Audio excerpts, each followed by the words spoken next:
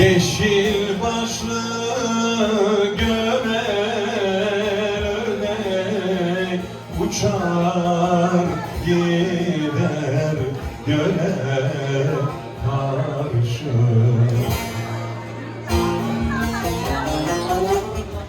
Yeşil başlı gömer ördek uçar gider göle karşı.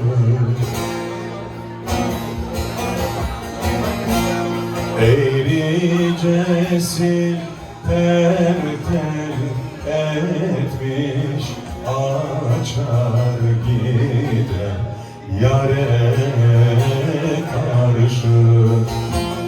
Telli turnam sökün gelir, İnci mercan yükün gelir.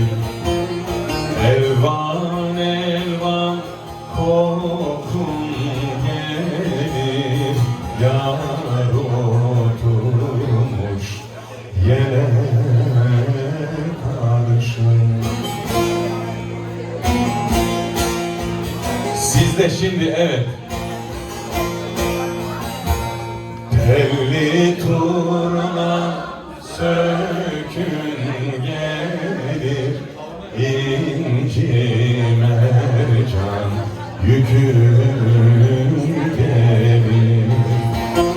Elvan elvan kokun gelir, yar oturmuş yere karşı.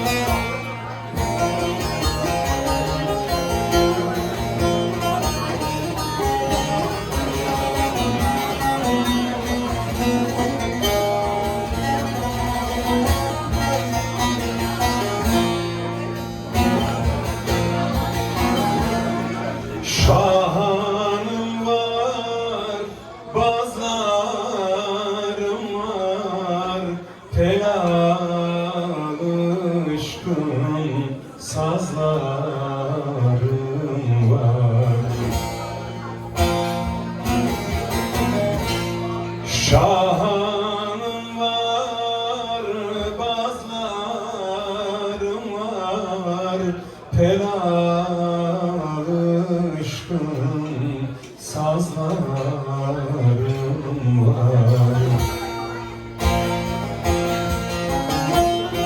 Yâre tenha sözlerim var diyemiyorum,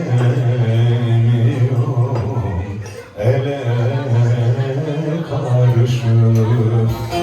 Telli turnam sökün gelir, inci mercan yükün gelir.